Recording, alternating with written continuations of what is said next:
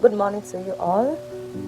I welcome you to RCCG Open Heavens by Pastor E.A. Adeboye in French. I am Anoluwa Folakemi. May God bless you as you watch and listen to this devotional in Jesus' name. Amen. Aujourd'hui, vous rendez le 30 janvier. Le titre est Comprendre les pièges du diable par carte. Comprendre les pièges du diable par carte. That is, today, Friday, the 30th of January. The topic is Understanding Satanic Traps, Part 4. Mémorisez. Luc 21, verset 36. Venez donc et priez en tout temps, afin que vous ayez la force d'échapper à toutes ces choses qui arriveront et de paraître debout devant le Fils de l'homme. Luc 21, verset 36. Lisez. Matthieu 16, verset 13 à 23. Matthieu 16, verset 13 à 23. Le message. Aujourd'hui, je veux conclure cette série en abordant un type de piège que le diable utilise. Ce piège est très subtil, mais puissant pour maintenir les gens dans sa servitude. C'est quelque chose que j'aimerais appeler le piège de l'hypnose. Dans ce cas, le diable hypnotise un individu en piégeant son esprit et en prenant le contrôle. Dans la lecture biblique d'aujourd'hui, Jésus a demandé à ses disciples qui il était. Et l'un d'eux, Pierre, a décrit avec précision la personne de Jésus.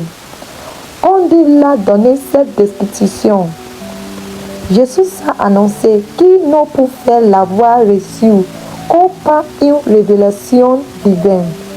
Cependant, l'instant d'après, alors que Jésus parlait aux disciples des choses à venir, Pierre l'a réprimandé et a dit qu'il n'allait pas mourir.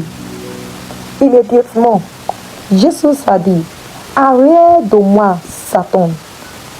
En une fraction de seconde, le diable avait mis Pierre en servitude et contrôlait ses pensées et ses paroles, de sorte qu'il a commencé à parler comme une marionnette du diable sans le savoir. Un outil majeur que le diable utilise aujourd'hui pour hypnotiser les gens et prendre le contrôle de leur esprit est les réseaux sociaux. Et leur présente certaines idéologies de manière constante et appuient sur certains temps, ils commencent à penser les pensées qui vaut qui pensent. Nous voyons cela partout dans le monde aujourd'hui. Des choses qui étaient considérées comme un tossé et une abomination il y a quelques décennies sont maintenant vues comme normales dans la société. Le diable cible particulièrement les enfants, s'assurant qu'ils apprenaient toutes sortes de choses abominables là en âge temps afin de pouvoir prendre le contrôle de leur esprit fragile. En tant qu'enfant de Dieu, vous devez vous méfier de cet outil subtil mais très dangereux que le diable utilise pour amener les gens en servitude. Souvent, le diable lit ses mauvaises idées dans des chansons et des films. Et sauf façon, il les introduit subtilement aux gens sans méfiance, les hypnotisant à leur insu. C'est pourquoi en Thessaloniciens 5, verset 17 dit que vous devez prier sans cesse. Pour éviter ce prière du diable, vous devez rester en contact avec le Saint-Esprit en temps tout temps, en Étudions la Bible avec diligence, en la méditant en tout temps et en priant sans cesse. Bien-aimés, veillez, priez et gardez votre cou avec toute diligence. Proverbe 4, verset 23.